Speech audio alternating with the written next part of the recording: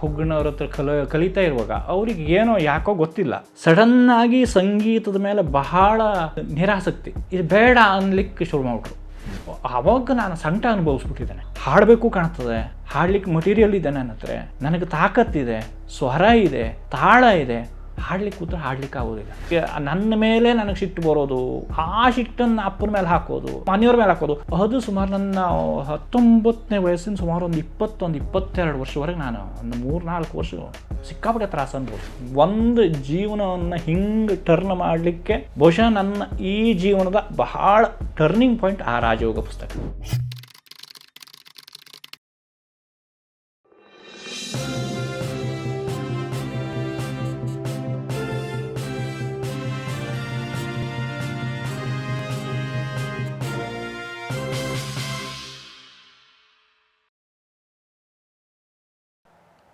ಆ ನಂತರ ಸುಮಾರು ನಾನು ಹುಗ್ಗಣ್ಣವ್ರ ಹತ್ರ ಒಂದು 12-13 ವರ್ಷ ಹುಗ್ಗಣ್ಣವ್ರ ಹತ್ರ ಕಲ್ತಿದ್ದೆ. ಆಮೇಲೆ ಹುಗ್ಗಣ್ಣವ್ರೆ ಅಂದರು, ನೀನು ಒಂದು ಕೆಲಸ ಮಾಡ್ತಮ್ಮ, ಈಗ ಆವಾಗ ನಂದು ಆಕಾಶವಾಣಿ B ಗ್ರೇಡ್ ಆಗಿತ್ತು, ಆಡಿಷನ್ B ಗ್ರೇಡ್ ಪಾಸ್ ಆಗಿತ್ತು. ಕೆಲಸ ಮಾಡಿ, ನೀನು ಅಣ್ಣಿದ್ದಲ್ಲಿ ನಡೆಸ್ಬಿಡು, ನೀನು ಅಣ್ಣ ಹೇಳ್ಕೊಡ್ಲಿ, ನೀನು ಮಾಡುವ. ನಾನು ಅಣ್ಣನಿದ್ದಲ್ಲಿ ಸುಮಾರು 2004-2005 ಅಣ್ಣಿದ್ದಲ್ಲಿ ನಾನು ಕಲ್ಲಿಗೆ ಹೋಗ್ಲಿಕ್ಕೆ ಶುರು. ಮುಂಡ್ಗೋಡಲ್ಲ, ಆವಾಗ ಅಣ್ಣ ಬೆಂಗಳೂರಿಗೆ ಶಿಫ್ಟ್ ಆಗಿದ್ದರು. ಅಣ್ಣ ಇದ್ದೆಲ್ಲ ಪಾಠ ಶುರುವಾಯಿತು. ಆವಾಗ ನನಗೆ ಹೇಗೆ, ಆವಾಗ ತಂದೆಯವರು ಇರಲಿಲ್ಲ, ತಂದೆಯವರು ತೀರ್ಕೊಂಡಿದ್ರು.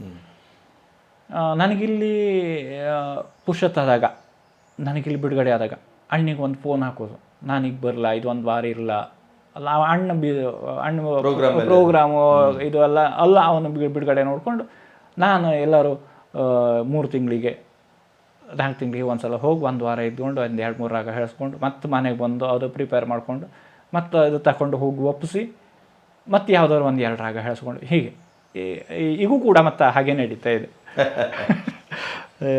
ಹಾಗಾಗಿ ನನಗೆ ದೊಡ್ಡ ಪ್ಲಸ್ ಪಾಯಿಂಟ್ ಅದೇ, ನನಗೆ ಗುರುಗಳು ಒಂದು ಸ್ವಲ್ಪ ಹತ್ತಿರ ಇದ್ದದ್ರಿಂದ, ಹುಗ್ಗಣ್ಣವರು ಭಾಳ ಹತ್ತಿರ ಇದ್ದದ್ರಿಂದ, ಅಣ್ಣನೂ ಭಾಳ ಹತ್ತಿರ ಇದ್ದದ್ರಿಂದ ನನಗೆ ಅದನ್ನು ಈಸಿಯಾಗಿ ಕಲೀಲಿಕ್ಕೆ ಅನುಕೂಲ ಆಯಿತು. ಈಗ ಹೋಗಿ ಬರೋದು ತ್ರಾಸು ಬೇರೆ, ಆದರೆ ಗುರುಗಳು ಅನ್ನೋರು ನಮಗೆ ಬಹಳ ಹತ್ತಿರ ಕೊಟ್ಟರೆ ಅದು ಒಡನಾಟ ಹತ್ತಿರ ಇಟ್ಬಿಟ್ರೆ ಗುರುಗಳಲ್ಲ. ಹೌದು ಹೌದು, ಅದ್ಭುತ. ಹಾಗೆ ಅಲ್ಲಿ ಈಗ ನಾನು ಈಗ ಅಭ್ಯಾಸ ಮಾಡ್ತಿದ್ದದ್ದು ಅಣ್ಣನ ಹತ್ರ, ದೊಡ್ಡ ಅಣ್ಣ ಹತ್ರ. ಈಗೂ ಕೂಡ ನಾನು ಅಂದರೆ ಏನೇ ನಂದು ಈ ಸಂಗೀತದ ಶ್ರೇಯಸ್ಸಿದ್ರು ಮೊದಲಿಗೆ ಅಪ್ಪಂಗೆ, ಹುಗ್ಗಣ್ಣವರಿಗೆ, ಅಣ್ಣಂಗೆ, ಇದು 3 ಜನರಿಗೂ ಸಲ್ಲಿಸೋದು, ಸಂತಿಗೆ ಗೋಪಣ್ಣ ಕೂಡ. ಯಾಕೆಂದರೆ ನಾನು ಎಲ್ಲೇ ಪ್ರೋಗ್ರಾಮ್ ಆಗಿರಲಿ ಅಥವಾ ಎಲ್ಲಿ ಏನೇ ಆಗಿರಲಿ, ನನ್ನ ಪ್ರೋಗ್ರಾಮ್ ಆಯಿತು ಅಂದರು ಅಣ್ಣ ಬೆಂಗಳೂರಲ್ಲಿ ಇರ್ತಾರೆ, ಅವ್ರ ಹತ್ರ ಜಾಸ್ತಿ ಈ ಹೇಳ್ಕೊಳ್ಳಿಕ್ಕಾಗೋದಿಲ್ಲ. ಹಾಗಾಗಿ ನನಗೆ ಹತ್ತಿರದಲ್ಲಿ ಸಿಗೋರು ಯಾರು ಕೇಳಿದ್ರು ಗೋಪಣ್ಣ. ಪ್ರತಿಯೊಂದು ಪ್ರೋಗ್ರಾಮ್ ಆದ ತಕ್ಷಣ ನಾನು ಹೋಗೋದು ಗೋಪಣ್ಣ ಹತ್ರ ಹೋಗಿ, ಪ್ರೋಗ್ರಾಮ್ ಹೀಗಾಯಿತು ಅಥವಾ ನಾವು ಸಂಗಡ ಇದ್ದರೆ ಹೇಗಾಯಿತು ಅನ್ನೋದು, ಅದಕ್ಕೆ ಪ್ರತಿಯೊಂದು ಪ್ರೋಗ್ರಾಮಿಗೂ ವಿವರಣೆ ಕೊಟ್ಟು ಹೇಗಾಯಿತು, ಏನಾಗಬೇಕಾಗಿತ್ತು, ಏನು ಮಾಡಿದೆ ನೀನು, ಇನ್ನೊಂದು ಸ್ವಲ್ಪ ಯಾವುದೋ ಒಂದು ಕಡೆ ಇಂಪ್ರೂವ್ಮೆಂಟ್. ಹಾಗಾಗಿ ನನಗೆ ಅದೊಂದು ಅನುಕೂಲ ಇದೆ. ತಪ್ಪು ಒಪ್ಪು ಏನೇ ಇದ್ದರೂ ಅವರನ್ನು ತಿದ್ದಿ ನಡೆಸಲಿಕ್ಕೆ ಬೆನ್ನ ಹಿಂದೆ ಜನ ಇದ್ದಾರೆ ಅನ್ನುವಂಥ ಒಂದು ಧೈರ್ಯ ನನಗೆ ಈಗ ಕೂಡ. ಆನಂತರ ಅಣ್ಣ ಹತ್ರ ಹೋಗ್ಲಿಕ್ಕೆ ಶುರು ಮಾಡಿದ್ಮೇಲೆ ಆಕಾಶವಾಣಿ B ಹೈ ಗ್ರೇಡ್ ಮಾಡಿಕೊಂಡೆ. ನೋಡಬೇಕು ಈಗ ಮುಂದೆ A ಗ್ರೇಡಿಗೆ ಕಟ್ಟಿದ್ದೇನೆ. ದೇವರ ಆಶೀರ್ವಾದ, ಗುರುಗಳ ಆಶೀರ್ವಾದ ಇದ್ದರೆ ಇದು ಆಗ್ತದೆ. ಇದರ ಮಧ್ಯೆ ತಂದೆಯವರು ಮಧ್ಯೆ ಮತ್ತೆ ಪ್ರಾಕ್ಟೀಸು ಅಥವಾ ಅವರ ಪ್ರೋತ್ಸಾಹ, ಅವರ ನಿರಾಕರಣೆ, ಆ ಥರದ್ದು ಏನಾದರೂ ನಡೀತಾ ಇತ್ತು? ಅದೆಲ್ಲವೂ ಇತ್ತು. ಈಗ ನಾನು ಹುಗ್ಗಣ್ಣವ್ರ ಹತ್ರ ಕಲಿತಾ ಇರುವಾಗ ಅವ್ರಿಗೆ ಏನೋ ಯಾಕೋ ಗೊತ್ತಿಲ್ಲ, ಸಡನ್ನಾಗಿ ಸಂಗೀತದ ಮೇಲೆ ಬಹಳ ಇದು ನಿರಾಸಕ್ತಿ, ಒಂದು ವರ್ಜ್ಯ ಭಾವನೆ. ಇದು ಬೇಡ ಅನ್ಲಿಕ್ಕೆ ಶುರು ಮಾಡಿಬಿಟ್ರು. ಇದು ಬೇಡ, ನನಗೆ ಸಂಗೀತನೇ ಬೇಡ ಅನ್ನೋಂಥ ಪೂರ್ತಿಯಾಗಿ ಅಷ್ಟು ಸಂಗೀತ ಅಂತ ಭಾಳ ಇದು ಮಾಡ್ಕೊಂಡವರು. ನಾನು ಕಲಿಯುವಂಥ ಹಂತದಲ್ಲಿ ಸಂಗೀತ ಬೇಡವೇ ಬೇಡ ಅನ್ನೋ ಅಷ್ಟರ ಮಟ್ಟಿಗೆ ಖಡಾಖಂಡಿತವಾಗಿ ಬಂದ್ಬಿಟ್ಬಿಟ್ರು. ಎಷ್ಟರ ಮಟ್ಟಿಗೆ ಅಂತಂದರೆ, ನಾವು ಆವಾಗ ರೇಡಿಯೋ ಕೇಳ್ತಿದ್ವಲ್ಲ ಸರ್, ಬೆಳಗ್ಗೆ ಸುಮಾರು 8:30 9 ಗಂಟೆ ತನಕ ಶಾಸ್ತ್ರೀಯ ಸಂಗೀತ ಬರ್ತಿತ್ತು, ಮಧ್ಯಾಹ್ನ 12:30 1 ಗಂಟೆ ತನಕ, ಮತ್ತು ಸಂಜೆ ಸಂಗೀತ ರೇಡಿಯೋದಲ್ಲಿ ಬರ್ತಾ ಇದ್ದಿದ್ದು. ಅದು ಕೇಳುವಾಗ ಅದ್ರ ರೇಡಿಯೋ ಹಚ್ಚಿಬಿಟ್ರೆ ಇವ್ರು ಹೊರಗಡೆ ಎಲ್ಲರೂ ಹೋಗ್ಕೊರೋರು ಗೇಟ್ನ ಆಚೆ, ಅದು ಮುಗಿದ ಮೇಲೆ ಬರೋರು ಮನೆಗೆ. ಅಥವಾ ನಾನು ಹಾಡ್ಲಿಕ್ಕೆ ಪ್ರಾಕ್ಟೀಸ್ ಮಾಡ್ಲಿಕ್ಕೆ ಶುರು ಮಾಡಿದರೆ ಇವ್ರು ಹೊರಗಡೆ ಎಲ್ಲರೂ ಹೋಗಿ ಕೂರ್ಬಿಡೋರು. ನೀವು ಕೇಳಲಿಲ್ಲ ಏನು ಅಂತ? ಇಲ್ಲ, ಕೇಳಿದ ಧೈರ್ಯ ಸಾಕಾಗೋದಿಲ್ಲ ನನಗೆ. ಅವಾಗ ಆ ಕೇಳೋ ಧೈರ್ಯನೂ ಇಲ್ಲ. ಕೊನೆಗೆ ಇದು ನನಗೆ ಗೊತ್ತಾಯ್ತು ಇದು ಭಾಳ ಏನೋ ಅಡ್ಡ ಹೊಡಿತಾ ಇದೆ ಇದು ಹಿಂಗೆ ಅಂತೇಳಿ. ಒಂದು ಸ್ವಲ್ಪ ಸಿಟ್ಟು ಅದೆಲ್ಲ ಇತ್ತು. ಆದರೆ ತೀರಾ ವಯಸ್ಸಾಗೋದ್ರಿಂದ ಆ ಮಟ್ಟಿಗಣ್ಣ ಇದಿಲ್ಲ. ಸ್ವಲ್ಪ ಅನಾರೋಗ್ಯನೂ ಇತ್ತು ಅವರಿಗೆ. ಈ ಸಿಕ್ಕಾಪಟ್ಟೆ ದಿವಸಕ್ಕೆ 3 ಪ್ಯಾಕೆಟ್ ಬೀಡಿ ಸೇಬಿದ್ದು, ಆಮೇಲೆ ಬೀಡಿ ಬಿಟ್ಟು ಸಿಗರೇಟಿಗೆ ಬಂದ ದಿವಸ 2 ಪ್ಯಾಕೆಟ್ ಸಿಗರೇಟ್. ಒಂದು ಸ್ವಲ್ಪ ವೀಸಿಂಗ್ ಪ್ರಾಬ್ಲಮ್ ಶುರು ಇತ್ತು ಅವರಿಗೆ ಯಾವಾಗಾರು. ಒಂದು ಸ್ವಲ್ಪ ಈ ಚಳಿಗಾಲದಲ್ಲಿ ಮಳೆಗಾಲದಲ್ಲಿ ಜಾಸ್ತಿ ಆಗ್ತಿತ್ತು.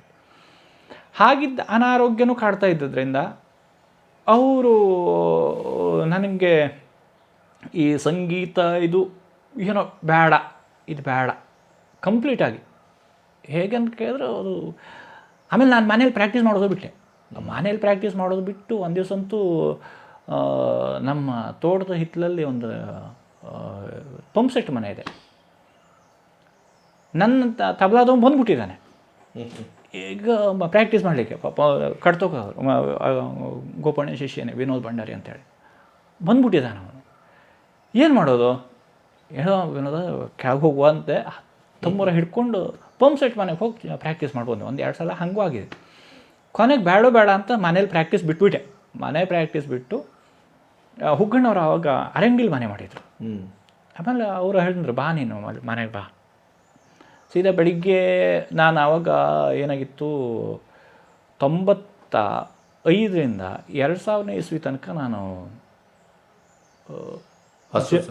ಜರ್ಸಿ ದನ ಸಾಕಿದ್ದೆ. ಡೈರಿ ಮಾಡಿದ್ದೆ. ಡೈರಿ ಮಾಡಿಕೊಂಡು ಬೆಳಗ್ಗೆ ಹಾಲು ಕೊಡ್ಲಿಕ್ಕೆ ಹೋಗ್ಬೇಕಲ್ಲ, 8 ಗಂಟೆ 8:15 ಒಳಗೆ ನನಗೆ ಹಾಲು ಮನೆಗೆ ಮುಡ್ಸ್ಕೊಡ್ಬೇಕು. ಎಲ್ಲ ಮುಡ್ಸ್ಕೊಟ್ಕೊಂಡು ಹುಗ್ಗಣ್ಣವ್ರ ಮನೆ ಪ್ರಾಕ್ಟೀಸಿಗೆ ಹೋಗೋದು.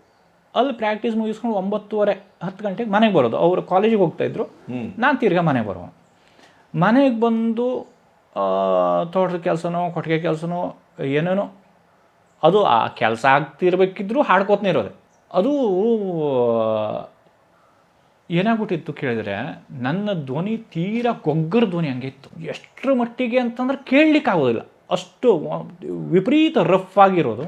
ವಿಪರೀತ ರಫು ಅದು ಅಷ್ಟು ಈ ಕರುಣ ಕಠೋರ ಹೇಳ್ತಿರಲ್ಲ ಅಷ್ಟರ ಮಟ್ಟಿಗಿತ್ತು ಅದು. ನನಗೆ ನನ್ನನ್ನು ಕೇಳ್ಕೊಳ್ಳಿಕ್ಕೆ ಆಗೋದಿಲ್ಲ ಅನ್ನೋಷ್ಟರ ಮಟ್ಟಿಗೆ. ಈ ಸಂಗೀತದ ಆಲಾಪ್ ಸೆಕ್ಷನ್ ಏನಿದೆಯಾ ಅದನ್ನು ಭಾಳ ಚೆನ್ನಾಗಿ ಮಾಡ್ತಾಯಿದ್ದೆ. ಅದು ಸಂಗೀತದ 2ನೇ ಸೆಕ್ಷನ್ ಬರ್ತಲ್ಲ, ಈ ಲಯ ಜಾಸ್ತಿ ಮಾಡಿಕೊಂಡು ಲೈಕಾರಿ ತಾನ ಇದು ಬರ್ತಾ ಇರಲಿಲ್ಲ. ಇದು ಸುಮಾರು 1-2 ವರ್ಷ ಆಗಿದ್ದು ನನಗೆ. ತಂಬೂರ ಹಿಡ್ಕೊಂಡು ಆ ಸೆಕ್ಷನ್ ಬಂತು ಅಂದ್ಕೊಳ್ಳಿ, ತಂಬೂರ ಹಿಡ್ಕೊಳ್ಳೋದು ತೀಳೋದು, ತಂಬೂರ ಹಿಡ್ಕೊಳ್ಳೋದು ಆಡೋದು, ಅದು ಒದ್ದಾಡ್ಬಿಟ್ಟಿದ್ದೇನೆ. ಆಮೇಲೆ ಹುಗ್ಗಣ್ಣವರು ಅದನ್ನು ಏನೋ ಅವರಿಗೂ ಕಾಣ್ತು, ಏನು ಮಾಡೋ ಸರಿ ಆಗ್ತಲ್ಲ. ಸುಮಾರು 1-2 ವರ್ಷ ಆಯಿತು ಒದ್ದಾಡು ತಮ್ಮ ಒಂದು ಕೆಲಸ ಮಾಡೋ, ನೀನು ಬಾಯಿ ಮುಚ್ಚಿ ಪ್ರಾಕ್ಟೀಸ್ ಮಾಡು ಅಂತಂದರು. ಸುಮಾರು ಸರ್ ಒಂದು 2 ವರ್ಷಗಳ ಕಾಲ ನಾನು ಮನೇಲಿ ಬಾಯೇ ಬಿಟ್ಟಿಲ್ಲ. ಮನೇಲಿ ಅಂತಲ್ಲ, ಪ್ರಾಕ್ಟೀಸ್ ಮಾಡುವವರೆಗೂ ಬಾಯಿ ಮುಟ್ಕೊಂಡು ಪ್ರಾಕ್ಟೀಸ್ ಮಾಡಿದ್ದು ಹಾಡಬೇಕಿದ್ರೆ. ಆಮೇಲೆ ಆ ಧ್ವನಿ ಸಾಫ್ಟ್ ಆಗ್ತಾ ಬಂತು. ಅಷ್ಟು ರಫ್ ಇದ್ದಿದ್ದು ಅದು ತೀರಾ ಆಮೇಲೆ ನಿಧಾನಕ್ಕೆ ಸಾಫ್ಟ್ ಆಗ್ತಾ ನಿಧಾನಕ್ಕೆ ಸಾಫ್ಟ್ ಆಗ್ತಾ ಬಂತು. ಅಲ್ಲಿ ನನಗೆ ಭಾಳಷ್ಟು ಆವಾಗ ನಾನು ಸಂಕಟ ಅನುಭವಿಸ್ಬಿಟ್ಟಿದ್ದೇನೆ. ಹಾಡಬೇಕು ಕಾಣ್ತದೆ, ಹಾಡ್ಲಿಕ್ಕೆ ಮಟೀರಿಯಲ್ ಇದೆ ನನ್ನ ಹತ್ರ, ನನಗೆ ತಾಕತ್ತಿದೆ, ಸ್ವರ ಇದೆ, ತಾಳ ಇದೆ, ಹಾಡ್ಲಿಕ್ಕೆ ಕೂತ್ರೆ ಹಾಡ್ಲಿಕ್ಕೆ ಆಗೋದಿಲ್ಲ. ಆ ಫ್ರಸ್ಟ್ರೇಷನ್ ನನಗೆ ಸಿಕ್ಕಾಬಿಟ್ಟೆ ಅನುಭವಿಸ್ಬಿಟ್ಟಿದ್ದಾನೆ. ಅದು ಅದು ಎಷ್ಟು ಅಂತಂದ್ರೆ ನನಗೆ ನನ್ನ ಮೇಲೆ ನನಗೆ ಸಿಟ್ಟು ಬರೋದು, ಆ ಸಿಟ್ಟನ್ನು ಅಪ್ಪನ ಮೇಲೆ ಹಾಕೋದು ಅಥವಾ ಮನೆಯವ್ರ ಮೇಲೆ ಹಾಕೋದು. ಊರಣ್ಣ ಮೇಲೆ ಇಲ್ಲ, ಊರಣ್ಣ ಮೇಲೆ ಯಾರ ಹತ್ರ ಇಲ್ಲ. ನನ್ನ ಸಿಟ್ಟನ್ನು ನಾನೇ ಅನುಭವಿಸೋದು ಅಥವಾ ಅಪ್ಪನ ಮೇಲೆ ಹಾಕೋದು ಅಥವಾ ಮನೆಯವ್ರ ಮೇಲೆ ಹಾಕೋದು. ಹೀಗೆ ಅದು ಸುಮಾರು ನನ್ನ 19ನೇ ವಯಸ್ಸಿನ ಸುಮಾರು ಒಂದು 22 ವರ್ಷವರೆಗೆ ನಾನು ಒಂದು 3-4 ವರ್ಷ ಸಿಕ್ಕಾಪಟ್ಟೆ ತ್ರಾಸ ಅನುಭವಿಸ್ಬಿಟ್ಟೆ. ನನಗೊಬ್ಬಂಗೆ ಹಿಂಗೆ ಯಾಕೆ ನನಗನ್ಸಿದ್ದು. ಎಲ್ಲರೂ ಹಾಡ್ತಾರೆ. ಈಗ ನನಗೆ ಸಂಗಡ ಇರೋ ಶಶಿಕಲಾ ಹಾಡ್ತಾಳೆ, ನನ್ನ ಉಮಕ್ಕ ಹಾಡ್ತಾಳೆ, ಅನಂತ್ ಹೆಬ್ಬಾರ ಹಾಡ್ತಾರೆ, ಶಿಲ್ಪ ಹಾಡ್ತಾರೆ. ನನಗೊಬ್ಬಂಗೆ ಯಾಕೆ ಹೀಗೆ? ಆ ಪ್ರಶ್ನೆ ನನಗೆ ನಾನೇ ಹಾಕ್ಕೊಂಡಾಗ ಇಲ್ಲ, ನನ್ನಲ್ಲೇ ನನಗೇನೋ ಇನ್ನು ಚೇಂಜ್ ಆಗಬೇಕು ಅಂತ ಕಾಣ್ತು. ಅಂದರೆ ನನ್ನ ಆ ಫ್ರಸ್ಟ್ರೇಷನ್ ಕಡಿಮೆ ಮಾಡಿಕೊಂಡ್ರೆ ಮಾತ್ರ ನನಗೆ ಇದಕ್ಕೆ ದಾರಿ ಏನೋ ಅನ್ನೋ ಒಂದು ಹಂತಕ್ಕೆ ಬಂದೆ.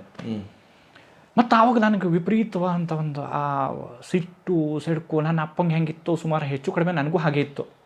ಆ ಸಿಟ್ಟು ಮನೇಲಿ ಮಾತ್ರ, ಅದು ಹೊರಗಡೆ ಇರಲಿಲ್ಲ. ಹಾಗಾಗಿ ಅದನ್ನು ತಿದ್ಕೋಬೇಕು ಅಂತ ಗೋಪಣ್ಣ ಹೇಳ್ತಿದ್ದ, ತಮ್ಮ ಇದಲ್ಲ, ಇದು ನಿಂದಲ್ಲ, ಇದು ನೀ ತಿದ್ಕೊಳ್ಳದೆ ಇದ್ರೆ ನೀನು ಮತ್ತು ಇದು ಪರ್ಮನೆಂಟ್ ಡ್ಯಾಮೇಜ್ ಆಗುತ್ತೆ. ಹೌದು, ನೀನು ತಿದ್ಕೋಬೇಕು ಅಂತ. ಸರ್ ಅದು ನೋಡಿ ಟೈಮ್ ಹೇಗಿರ್ತದೆ ಈಗ ಗೊತ್ತಿಲ್ಲ. ನಮ್ಮಲ್ಲಿ ಆವಾಗ ಸಂಯುಕ್ತ ಕರ್ನಾಟಕ ಪೇಪರ್ ತರಿಸೋರು. ಪೇಪರಲ್ಲೂ ಒಂದು ಕಾಲಮ್ ಬಂತು, ವಾರದ ಪುಸ್ತಕದ ವಿಶೇಷ ಏನೋ ಒಂದು ಬರ್ತದೆ. ಅದು ವಾರದ ಪುಸ್ತಕ ವಿಶೇಷ, ಅದು ಆ ವಾರ ಜಾಸ್ತಿ ಸೇಲ್ ಆಗಿದ್ದ ಪುಸ್ತಕದ ವಿಷಯ. ಹೌದು, 10 ಪುಸ್ತಕ ಹೌದು ಮೆನ್ಷನ್ ಮಾಡ್ತಾಯಿದ್ರು. ಅದರೊಳಗೆ ಒಂದು ಪುಸ್ತಕದ ಹೆಸರು ಬಂತು, ವಿವೇಕಾನಂದರು ಬರೆದಿದ್ದ ರಾಜಯೋಗ ಅಂಥೇಳಿ. ಅದರೊಳಗೆ ಜಸ್ಟ್ ಅದ್ರ ಕೆಳಗಡೆ ಒಂದು ಸ್ವಲ್ಪ ಡೀಟೇಲ್ಸ್ ಇರ್ತದೆ, ಆ ಪುಸ್ತಕ ಹೇಗೆ ಅನ್ನೋದು. ಅದು ಓದಿದೆ, ಇದೊಂದು ಓದಿದ್ರೆ ಆಗ್ಬೋದೇನೋ ಅಂತ ಕಾಣಿತು. ಆದರೆ ಪುಸ್ತಕ ತರಿಸೋದು ಎಲ್ಲಿಂದ, ಅದೊಂದು ಸಮಸ್ಯೆ. ಅಲ್ಲಿಗೆ ಬಿಟ್ಟಿತ್ತು. ಒಂದು ದಿವಸ ನನಗೇನೋ ಆರಾಮಿಲ್ಲ, ನಾನು ರಾಮತೀರ್ಥದ ಮಠಕ್ಕೆ ಹೋಗಿದ್ದೇನೆ. ರಾಮಕೃಷ್ಣ ಆಶ್ರಮದ ಒಂದು ಮಠ ಇದೆ, ಅಲ್ಲಿ ಹೋಗಿದ್ದೇನೆ. ಅವರು ಈ ಹೋಮಿಯೋಪತಿ ಔಷಧಿ ಕೊಡ್ತಾರೆ ಸ್ವಾಮೀಜಿ. ಮಠಕ್ಕೆ ಹೋಗಿದ್ದಾನೆ. ಮಠದ ಆ ಶೋಕೇಸಲ್ಲಿ ಇದಿದೆ, ರಾಜಯೋಗ ಪುಸ್ತಕ ಕಾಣ್ತು. ಅಲ್ಲಿ ಅಕ್ಕನ ಹತ್ರ ಕೇಳಿದ್ದಾನೆ, ಕೊಡ್ತೀರಾ ನೀವು ಪುಸ್ತಕನ? ಹೌದು ಕೊಡ್ತೇವೆ ಅಂತಂದ್ರೆ. ನನಗೆ ಆವಾಗ ಕೈಲಿ ದುಡ್ಡಿಲ್ಲ. ಮನೆಗೆ ಬಂದೆ, 1 ವಾರ ಬಿಟ್ಟು ಮತ್ತೆ ಹೋಗಿ ಆ ಪುಸ್ತಕನ ತೊಗೊಂಬಂದೆ. ಒಂದು ಜೀವನವನ್ನು ಹಿಂಗೆ ಟರ್ನ್ ಮಾಡಲಿಕ್ಕೆ ಬಹುಶಃ ನನ್ನ ಈ ಜೀವನದ ಬಹಳ ಟರ್ನಿಂಗ್ ಪಾಯಿಂಟ್ ಆ ರಾಜಯೋಗ ಪುಸ್ತಕ. ಹೌದು, ಅದನ್ನು ಓದಿದ ಮೇಲೆ ಆಮೇಲೆ ನಿಧಾನಕ್ಕೆ ಮನಸ್ಸು ಹೆಂಗೆ ಆ ಕಂಟ್ರೋಲಿಗೆ ತಗೊಂಡ್ಕೊಳ್ಳೋದು. ಅದರೊಳಗೆ ಅಂದ್ರೆ ವಿವೇಕಾನಂದ ಭಾಳ ಅದರ ಫಸ್ಟ್ ಒಂದು 2-3 ಅಧ್ಯಾಯದಲ್ಲಿ ಇಂಥ ಚೆನ್ನಾಗಿ ಬರ್ದಾರೆ. ನೀನೇ ಕ್ವಶನ್ ಹಾಕೋ, ನೀ ಯಾರು, ನೀ ಎಂತಕ್ಕೆ ಬಂದೆ ಇಲ್ಲಿ, ಅದಕ್ಕೆ ಉತ್ತರ ಹುಡ್ಕು ನಿಧಾನಕ್ಕೆ. ಆವಾಗ ನನಗೆ ಅದು ಹುಡುಕ್ಲಿಕ್ಕೆ ಶುರು ಆಯಿತು. ನಾನು ಅಲ್ಲಿವರೆಗೆ ಕ್ರಿಕೆಟು ಅಂತ ಭಾಳಿಷ್ಟು ಮಾಡ್ತಾ ಇದ್ದವ. ಆಮೇಲೆ ನನಗೆ ನಾನು ಕ್ವಶನ್ ಹಾಕ್ಕೊಂಡ್ರೆ, ಕ್ರಿಕೆಟ್ ಆಡ್ಲಿಕ್ಕೆ ನಾ ಅರ್ಹನ, ನನ್ನ ಹತ್ರ ಆಗ್ಬೋದಾ, ನನ್ನ ಕಾಲಲ್ಲಿ ಕ್ರಿಕೆಟ್ ಆಗ್ಬೋದಾ? ಆಗೋದಿಲ್ಲ. ಹಂಗಾದ್ರೆ ಹಂಗಾರೆ ಇಲ್ಲಿ ಕಲ್ಲು ಭಾಗದಲ್ಲಿ ನಾನು ಹುಡ್ಸಿದ್ಯಾಕೆ, ಈಗ ಸಂಗೀತ ಮಂತಲ್ಲಿ ಹುಡ್ಸಿದ್ಯಾಕೆ? ಹಾಗಿದ್ರೆ ಏನೋ ಒಂದು ಉದ್ದೇಶ ಇರಬೇಕಲ್ಲ, ಸಂಗೀತದ ಒಂದು ಉದ್ದೇಶ ಇರಬೇಕಲ್ಲ. ಅಲ್ಲಿ ನನಗೇ ನಾನು ಕ್ವಶನ್ ಹಾಕ್ಕೊಂಡಾಗ ನನಗೆ ಉತ್ತರ ಸಿಕ್ಕಿದ್ದು ಇಲ್ಲ, ನನಗೆ ಮುಂದಿನ ಹಾದ ಸಂಗೀತನೇ. ಅದು ಆವಾಗ ಗಟ್ಟಿ ಮಾಡಿಕೊಂಡೆ. ಸುಮಾರು ಒಂದು 21-22 ವರ್ಷ ಇಲ್ಲ, ಪರ್ಮನೆಂಟಾಗಿ ನನಗೆ ಇದೆ ಸಂಗೀತನೇ. ಆವಾಗ ಫಿಕ್ಸ್ ಮಾಡಿಕೊಂಡು ಅಲ್ಲಿವರೆಗೆ ಕಲಿತಾ ಇದ್ದೇ ಬಿಟ್ಟರೆ ಒಂದು ಸ್ವಲ್ಪ ಡೋಲಾಯಮಾನ ಹಿಂಗೆ ಆಚೆ ಈಚೆ ಹಿಂಗೆ ಆಗ್ತಾಯಿದ್ದು. ಆಮೇಲೆ ಅದನ್ನು ಫಿಕ್ಸ್ ಮಾಡಿಕೊಂಡು ಅದೇ ಆವಾಗ ಆ ತೀರಾ ಹೊರಟ ಧ್ವನಿಯಾಗಿತ್ತು. ಅದನ್ನು ಹತ್ತಿಕ್ಕಿ ಅದನ್ನು ಏನೋ ಒದ್ದಾಡಿ ಅದನ್ನು ಸರಿ ಮಾಡಿಕೊಂಡು 1-2 ವರ್ಷ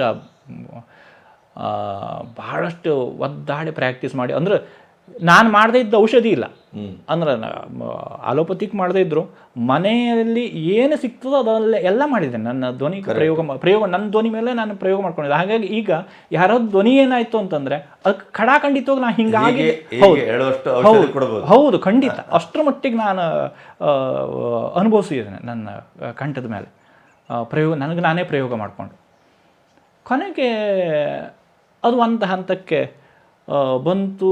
ಈ ಹಾಲ್ ಡೈರಿ ಇದು ನಡೀತಾ ಇತ್ತು, ಒಂದು ಕಡೆ ಹಾಲ್ ಡೈರಿ ಇದು, ಒಂದು ಕಡೆ ಸಂಗೀತ. ಆಮೇಲೆ ನಾನು ಪ್ರಾಕ್ಟೀಸ್ ಮಾಡುವಾಗ ಇದು ಅರಂಗಿಗೆ ಹೋಗಿ ಪ್ರಾಕ್ಟೀಸ್ ಮಾಡೋದು. ಹುಗ್ಗಣ್ಣವ್ರು ಆಮೇಲೆ ಹೊನ್ನಾವರಕ್ಕೆ ಹೋದರು, ಅಲ್ಲಿ ಹೊನ್ನಾವರಕ್ಕೆ ಹೋಗಿ ರೂಮಿಗೆ ಹೋಗಿ ಪ್ರಾಕ್ಟೀಸ್ ಮಾಡೋದು. ಆಮೇಲೆ ಏನಾಯಿತು, ಅಲ್ಲಿ ಶಶಿಕಲಾ ಭಟ್ ಹೊನ್ನಾವರ ಕಾಲೇಜಿಗೆ ಬರ್ಲಿಕ್ಕೆ ಶುರು ಮಾಡಿದ್ಲು. ನಾನು ಶಶಿಕಲಾ ಭಟ್ ಇಬ್ಬರು ಹೆಚ್ಚು ಕಡಿಮೆ ಒಂದೇ ರೀತಿ ಕಲಿತಾ ಇದ್ದದ್ರಿಂದ ಹುಗ್ಗಣ್ಣವ್ರೇನು ಒಂದು ಕೆಲಸ ಮಾಡ್ತಮ್ಮ, ನೀನು ಮೂರೂರಿಗೆ ಬಾ, ಅಳವಳ್ಳಿಗೆ ಬಾ, ಇಬ್ಬರಿಗೂ ಒಂದೇ ಸಲ ಹೇಳ್ಕೊಟ್ಬಿಡ್ತಾನೆ ಪಾಠ. ಯಾಕೆಂದರೆ ಆವಾಗ ನಾನು ಆಕಾಶವಾಣಿ ಆಡಿಷನ್ ಸಲುವಾಗಿ ತಯಾರಿ ಮಾಡ್ತಾ ಇದ್ದೆ. ಅಲ್ಲೇ ಹೇಳ್ಕೊಟ್ಬಿಡ್ತಾನೆ. ಮತ್ತು ಅವಾಗ ನಾನು ಈ ಸಂಗೀತದ ಎಕ್ಸಾಮು ಕೊಟ್ಟಿರಲಿಲ್ಲ, SSLC ಡ್ರಾಪ್ ಔಟ್ ಆದಮೇಲೆ SSLC ಎಕ್ಸಾಮನ್ನು ಕೊಟ್ಟಿರಲಿಲ್ಲ, ಏನೂ ಇಲ್ಲ. ನಾನು ಇದು ಬರೀ ಶೂನ್ಯದಿಂದ ಇದು ಮಾಡ್ಕೊಂಡಿದ್ದು. ಭಾಳಷ್ಟು ಹೇಳಿದರು ಪಾಪ. ಅವಾಗ ಜಸ್ಟು ನಾನು ಡ್ರಾಪ್ ಔಟ್ ಆಗೋದಕ್ಕೂ ವೀಣಕ್ಕ ಬಂದಿದ್ದರು, ಅಶೋಕಣ್ಣವರ ಹೆಂಡತಿ. ಅವರು ತಮ್ಮ ಮಾಡ್ಕೋದು, ನಾನು ಹೇಳ್ಕೊಡ್ತೇನೆ. ಅವರು ಇದು ಇಂಗ್ಲೀಷ್ ಮೇಜರ್ ತಗೊಂಡವ್ರು, ಮಾಡು ನಾನು ಹೇಳ್ಕೊಡ್ತೇನೆ. ಇಲ್ಲ, ನಾನು ಯಾವುದು ಬೇಡ, ನನಗೆ ಸಂಗೀತವನ್ನು ಇದ್ದರೆ ಸಾಕು, ಬಸ್ ಮುಗೀತು. ಯಾರು ಕಲ್ತಿದ್ದಾರೆ? ಯಾರೂ ಕಲ್ತಿಲ್ಲ. ಯಾರು ಕಲ್ತಿದ್ದಾರೆ? ಗಂಗುಬಾಯನವ್ರು ಕಲ್ತಿಲ್ಲ, ಭೀಮಸೇನ್ ಜೋಶಿಯವ್ರು ಕಲ್ತಿಲ್ಲ, ರಾಜ್ಗುರು ಅವ್ರು ಕಲ್ತಿಲ್ಲ. ಅವ್ರು ಕಲ್ತಿದ್ದೆ ಅಷ್ಟು ದೊಡ್ಡ ಗಾಯಕರಾಗಲ್ವ ನನಗೆ? ಇದು ಬಾಕಿ ಎಜುಕೇಷನಕ್ಕೆ ಸಾಕು ನಮ್ಗೆ ಸಂಗೀತ ಒಂದು, ಹಿಂಗೆ ಹೇಳ್ತಾ ಇದ್ದವು ನಾನು. ಹಾಗಾಗಿ ಅದರ ಸುದ್ದಿಗೆ ಹೋಗಲಿಲ್ಲ, ಬರೀ ಸಂಗೀತ ಸಂಗೀತ ಸಂಗೀತ. ಆಮೇಲೆ ಹುಗ್ಗಣ್ಣವರು ಕಟ್ಟು ಬಿದ್ದು ನನಗೆ ಅವರೇ ಸ್ವತಃ ಸೀನಿಯರ್ ಎಕ್ಸಾಮಿನ ಫಾರಮ್ ತುಂಬಿಕೊಟ್ರು. ತಮ್ಮ ಇದು ಸೀನಿಯರ್ ಅಂತ ಕೇಳಿದ್ರೆ ಅವರು ಈ ಅಕಾಡೆಮಿಕ್ಲಿ ಭಾಳ ಪರ್ಟಿಕ್ಯುಲರ್ ಹುಗ್ಗಣ್ಣವ್ರು. ಮುಂದೆ ಬೇಕಾಗ್ತದೆ ತಮ್ಮ ಸೀನಿಯರ್ ಎಕ್ಸಾಮ್ ಮಾಡು ನೀನು ಅಂತ. ಹಾಗಾಗಿ ಅಲ್ಲಿ ನಾನು ಮೂರೂರಿಗೆ ಹೋಗ್ತಾ ಅಲ್ಲೇ ಸಂಗೀತಗ ಪ್ರಾಕ್ಟೀಸ್ ಮಾಡ್ತಾ. ಅದು ಹೇಗೆ, ಸಂಜೆ ದನ ಕರೆದು ಹಾಲು ಕೊಟ್ಟು ಹುಗ್ಗಣ್ಣವರು ಹೊನ್ನಾವರಕ್ಕೆ ಹೋಗಿ MIT ಆವಾಗ ಹೊನ್ನಾವರಕ್ಕೆ ಹೋಗಿ ಹುಗ್ಗಣ್ಣವ್ರು ಕರ್ಕೊಂಡು ನಾನು ಮೂರೂರಿಗೆ ಹೋಗುವ. ಹೆಚ್ಚು ಕಡಿಮೆ ಒಂದು 45 ಕಿಲೋಮೀಟ್ರ್ ಹಿಂಗೆ ಸುತ್ತಾಕ ಅಲ್ಲಿ ಹೋಗುವ. ಅಲ್ಲಿ ಹೋಗಿ ರಾತ್ರಿ ಪ್ರಾಕ್ಟೀಸ್ ಮುಗಿಸ್ಕೊಂಡು ಅಲ್ಲಿ ಸತೀಶ್ ಶಶಿಕಲನ್ ತಮ್ಮ ತಬಲಾ ಹಿಡಿತಿದ್ದ, ಅಥವಾ ವಿನೋದ್ ಭಂಡಾರಿ ಅಲ್ಲಿ ಹೋಗ್ತಿದ್ದ. ಅಲ್ಲಿ ಪ್ರಾಕ್ಟೀಸ್ ಮುಗಿಸ್ಕೊಂಡು ರಾತ್ರಿ 12:30 1 ಗಂಟೆಗೆ ಮನೆಗೆ ಬರ್ಬೋದು. ಇದು ಸುಮಾರು ವಾರದಲ್ಲಿ ಒಂದು 3 ದಿವಸ ಕಾಯಂ ಇರ್ತಿದ್ದು. ವಾರದಲ್ಲಿ ಒಂದು 3 ದಿವಸ ಹಿಂಗೆ ಹೋಗಿ ಹಂಗೆ ಬರೋದು.